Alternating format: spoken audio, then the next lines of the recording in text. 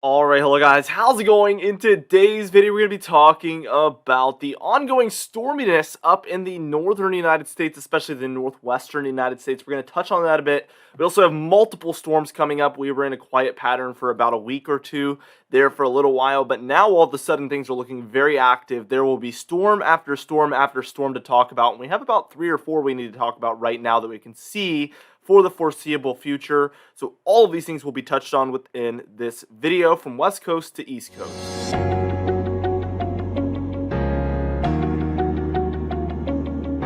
Anyways, before we get into things, be sure to smash that like button, leave a comment down below, and subscribe for more weather-related content.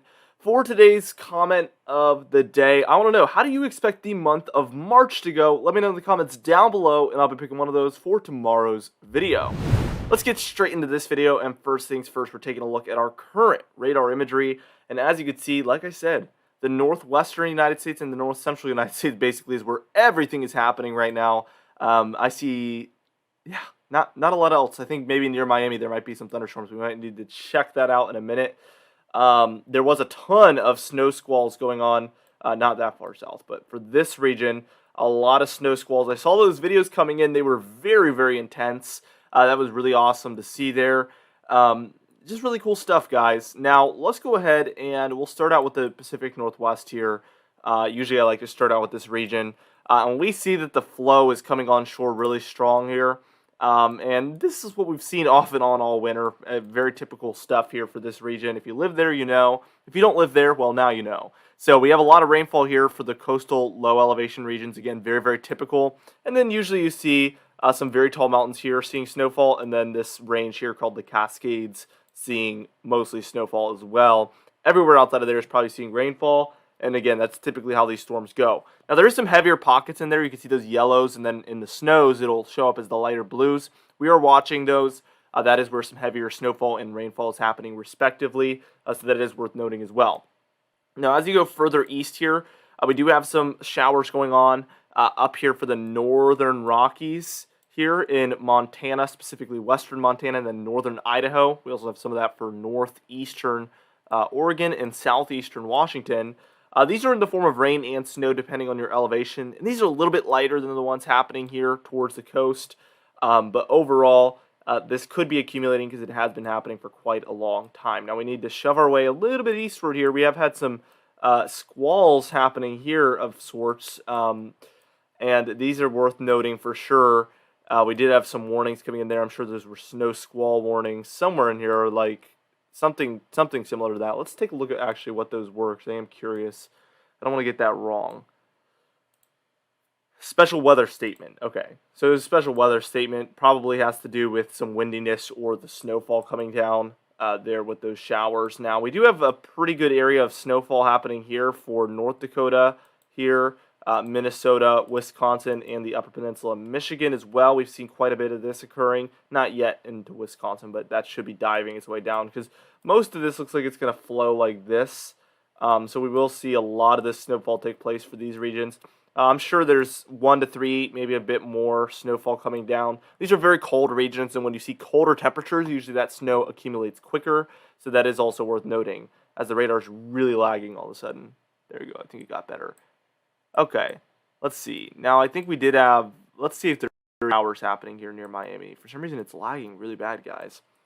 Yeah, we had these thunderstorms south of Miami, kind of skirting just next to the Keys here, but not quite reaching the Keys there. So we have had these showers and thunderstorms going on, but again, they're not really reaching the Florida Keys quite, so they're staying pretty much offshore.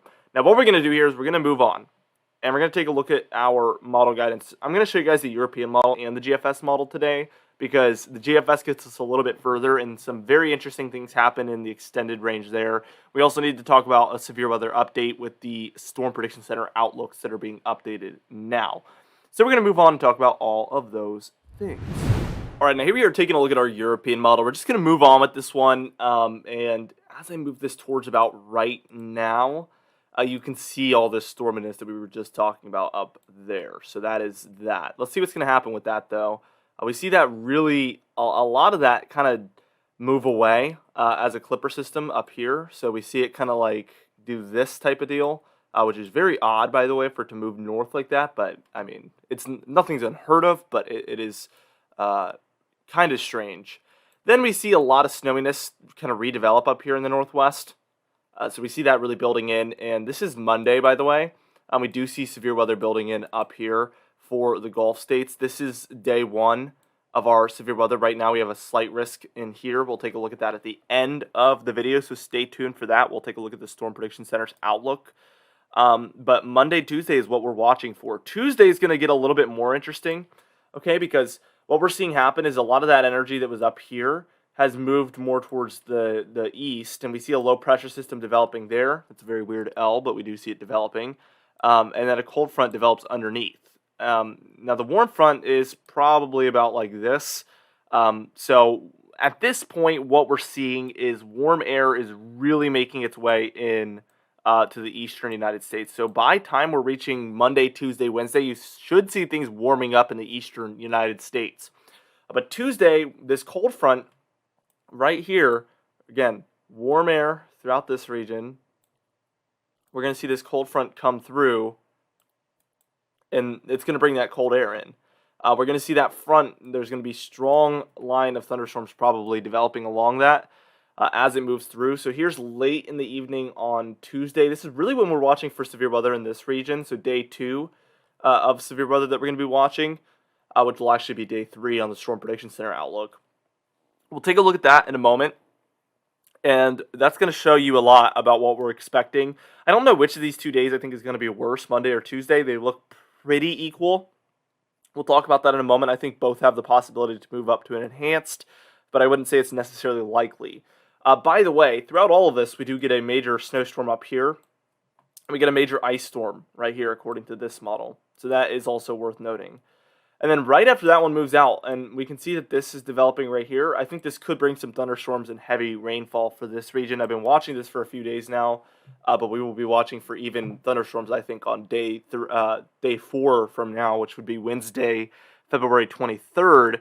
But it's also worth noting that we've seen a low-pressure system dive in right here behind it, and that's going to bring some snowfall in here. That's storm number 2, and I talked about yesterday how this big storm that develops right here kind of distracts from it. Like all your attention is over here. You're watching this. You're like, oh, we got a big storm over here, but there's a little tiny one developing here, bringing some snowfall to those regions, and it's going to take a very similar track. At this point, the jet stream is heading in just about like this, and I expect this next storm to also take a very similar track, as you can see right there. So we see some ice. Well, we see a lot of snowfall here for the southern Rockies. We see a lot of ice and snowfall developing here for the central United States, and with this warm air heading north right here, I would not be surprised if we do see another round of severe weather if a cold front can develop underneath that storm, which right about there, it looks like a strong one is developing. Our low is probably about right here. We have snowfall for very similar regions, ice for very similar regions. These storms have been featuring a lot of ice for some reason. And then our frontal boundaries are a bit like this. So we have a cold front kind of dragging behind, and then a warm front about right here. So we're seeing, again, warm air like this, and then cold air trying to come behind here and force its way through. So right along that boundary is where we're watching for severe weather, and I would expect some sort of severe weather event on Thursday into Friday for about this region. But we're going to be watching that. That's the 24th through the 25th, by the way. Maybe well into the 25th here. As you can see, this is by the morning hour of the 25th. And then things kind of break up a little bit throughout the morning hours, but we do have some of those showers left over. So that's storm number 2. And on this model, we can't really get into the extended range, but what's interesting is we get a bit back into this nor'easter pattern, okay? So we have our low pressure system here. This is what the jet stream's doing, really. You can't even see it on your screen, but it's doing like this. Which is like a severe trough in the east. Actually, let's see if I can do this. North America. Okay, here we go. So the jet stream is doing about like this.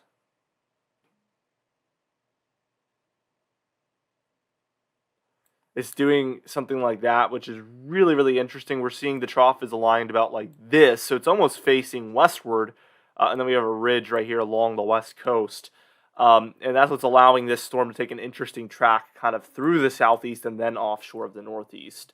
In this particular setup, I could see how this could become a pretty decent snowstorm for these regions. And right now, this model is showing a very decent snowstorm for these areas, although this is very far out, and I think this could change in multiple different ways. But as it stands, this is a quite interesting storm scenario, in my opinion. And then we're kind of just left with frigid air here in the east. Jet stream's doing something like this. The jet stream just looks odd long range on this European model. It goes very inverted here, like very, very inverted. They're almost doing like this with the cold air. So this would obviously be a very interesting scenario. And then this ridge almost comes in eastward here. So very, very, very interesting. Let's see. I wanted to see this real quick. I don't want to bore too many of you, but I want to see our upper winds to see if we could see where that jet stream is at right now. So what we see happen when this nor'easter pattern returns, well, it's worth noting these storms are taking this track because the northern jet, let me switch my color here. What's going to be the best color? I think black would do really nicely. Yeah. So our northern jet is coming in about like this. The southern jet is coming in and meeting it right there. And that's why we're getting these big storms where the southern jet is meeting up with the northern jet. And then we're seeing cold fronts kind of progress to the east. I know that's a lot, but we've been seeing that happen over and over and over again. Basically, and in this frame particularly as well, where the northern jet's going like this, and then our southern jet is moving in also, just like that. So when you're in a non-stormy pattern, what you would see is you'd see a southern jet kind of moving in like this, and then a northern jet coming in like this, where there's a lot of separation. That would mean pretty much no storminess for the United States. But what we're seeing, obviously, is these are basically hugging each other. They're overlapping, and that's when you see storminess head into the United States, at least in the wintertime. Now, what happens progressively on this model is we move back into what I would call a nor'easter pattern, which is where basically the northern jet here is doing this, and we're seeing the southern jet come in, and we're actually seeing a bit of a jet come in like that also, but they're meeting up all right here, and that's when we see storminess potentially for basically all of these regions potentially in this nor'easter pattern. And I guess when is that main nor'easter? I guess it's right about here. So we see the southern jet come in, and then the northern jet is doing that weird inverted thing, but it's coming in like this also. So this is an area that you need to watch. You definitely need to watch this area for some storminess with a jet stream pattern like that. I don't want to bore too many of you, so what we're going to do here is move on to the GFS model real quickly. So it agrees on pretty much everything, so we're just going to move past it. It has all these storms. I want to get to a point where things are different. Okay, so it does have this major trough moving into the United States here, but the interesting thing to note is that it doesn't have a nor'easter at all. You see, we're empty. We're left high and dry. Nothing going on there. So that is definitely interesting. We do get a bit of a nor'easter or something developing here around March 2nd, but it doesn't amount to anything on this model. This is the very extended range, to take it with a grain of salt. But what I find interesting is eventually by March 5th, we see a storm move in, kind of like this. And then eventually the whole jet stream flips with it, where we go back into a jet stream like this, which is basically what we've been in. And as you can see, what that leads to, again, jet streams about like this, is warm air coming up like this, a bit of a low pressure system there, and then a cold front underneath, and then a warm front following the jet stream. So we get basically back into the same pattern we've been in.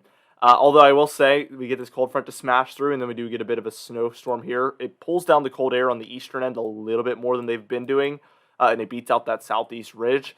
So it will be interesting to see, will we go back into a pattern like we've been in a little bit with, first off, the storm that we just had, and then the next two storms we're going to be seeing.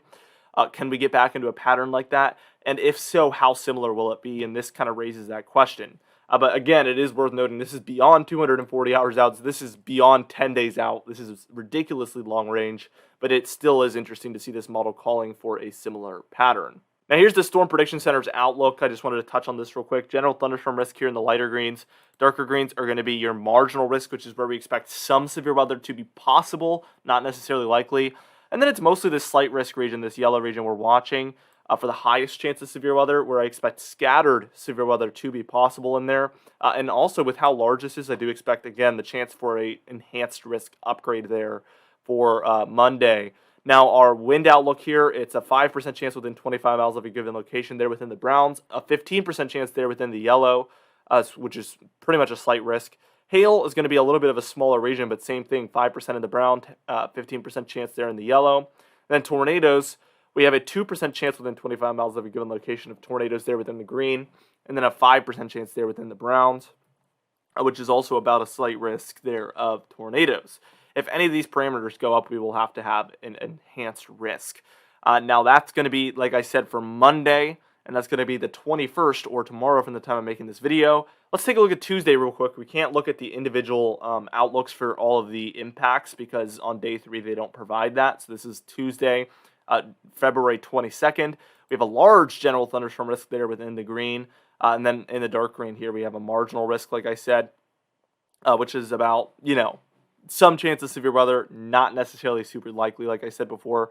And then our slight risk here, which is larger, but I would say it's not as large as Monday, so I don't think we have as much chance of going up to an enhanced here on Tuesday, but we do have that slight risk in there, which is definitely where we expect scattered severe weather to be possible. Anyway, for today's confidence tab, we are at a 4 out of 6, unsurprisingly. I've been doing this for days and days and days, and I really don't see a reason to go down or up with what we've been talking about, so that's just where I'm at. For today's comment of the day, I asked you guys, do you think we will go back into a nor'easter pattern? And James Marr said, I believe we will get back into a nor'easter pattern, but not as extreme as it was at the end of January, and I definitely agree there. I think at least briefly towards the end of February, the last couple of days and into the beginning of March, it seems like there will be an opportunity for 1 or 2 nor'easters, but they will not be extreme like they were at the end of January. It does not appear, at least. For today's patron highlight of the day, I want to thank you all for supporting the channel, but especially our platinum patrons, Bill Crates, James Wade, Dovey Nagel, Little the Pan, Mandy Birchfield, Patrick Strickland, Dave Scott, and Donna Carnes as well. I would also like to thank our diamond patrons, Bill Roberts, Marcus Connolly, Noah Harley, Michael Kutalasa, Catbite, Charles Stinnett, Bill Dallas, Gary's, John Cleese also. I would also like to thank our channel members, Catbite, Stephen Fan, and Jeremy Cox as well. Anyway, guys, thank you so much for watching this video. Be sure to smash that like button, leave a comment down below, and subscribe for more weather-related content. I'll see you guys in the next video.